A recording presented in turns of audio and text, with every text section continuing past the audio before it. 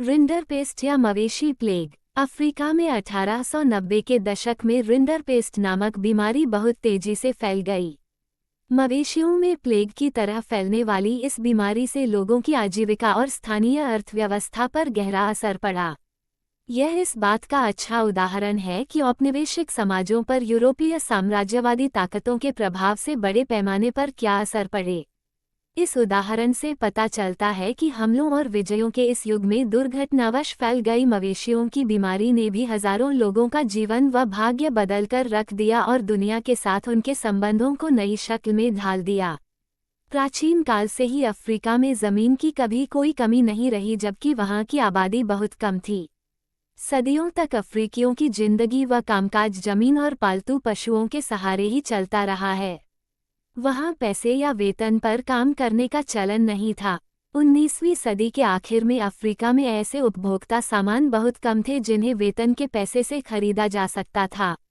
अगर आप अफ्रीका के किसान होते और आपके पास जमीन और पालतू पशु होते जिनकी वहां कोई कमी नहीं थी, तो शायद आपको भी यह बात समझ में नहीं आती कि वेतन के लिए काम करने की क्या जरूरत है।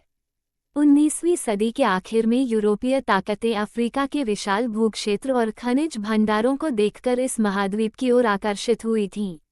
यूरोपीय लोग अफ्रीका में बागानी खेती करने और खदानों का दोहन करना चाहते थे ताकि उन्हें वापस यूरोप भेजा जा सके।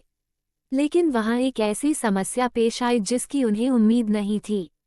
वहां के लोग तनख्वाह पर काम नहीं करना चाहते थे।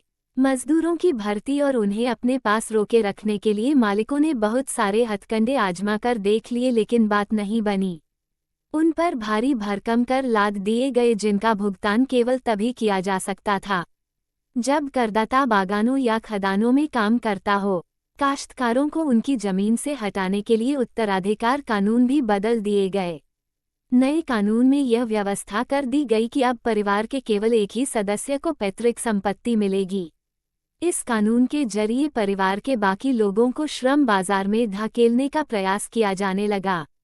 खानकर्मियों को बाड़ों में बंद कर दिया गया। उनके खुलेआम घूमने फिरने पर पाबंदी लगा दी गई। तभी वहां रिंडरपेस्ट नामक विनाशकारी पशु रोग फैल गया। अफ्रीका में रिंडरपेस्ट नाम की बीमारी सबसे पहले 1880 के दशक के आखिरी सालों में दिखाई दी। उस समय पूर्वी अफ्रीका में इरिट्रिया पर हमला कर रहे इतालवी सैनिकों का पेट भरने के लिए एशियाई देशों से जानवर लाए जाते थे। ये बीमारी ब्रिटिश आधिपत्य वाले एशियाई देशों से आए उन्हीं जानवरों के जरिए यहाँ पहुंची थी।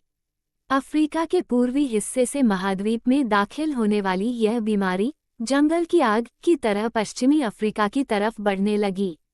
1892 में यह अफ्रीका के अटलांटिक तट तक जा पहुंची। 5 साल बाद ये केप अफ्रीका का धुर दक्षिणी हिस्सा तक भी पहुंच गई। रिंडरपेस्ट ने अपने रास्ते में आने वाले 90% मवेशियों को मौत की नींद सुला दिया। पशुओं के खत्म हो जाने से तो अफ्रीकियों के रोजी रोटी के साधन ही खत्म हो गए। अपनी सत्ता को और मजबूत करने तथा अफ्रीकियों को श्रम बाजार में धकेलने के लिए वहां के बागान मालिकों, खान मालिकों और औपनिवेशिक सरकारों ने बचे खुचे पशु भी अपने कब्जे में ले लिए। बचे खुचे पशु संसाधनों पर कब्जे से यूरोपीय उपनिवेशकारों को पूरे अफ्रीका को जीतने व गुलाम बना लेने का बेहतरीन मौका हाथ लग गया था। 19वीं सदी की दुनिया के अन्य भागों पर पश्चिमी आक्रमण और विजय के परिणामों की ऐसी ही और भी कहानियां देखी जा सकती हैं।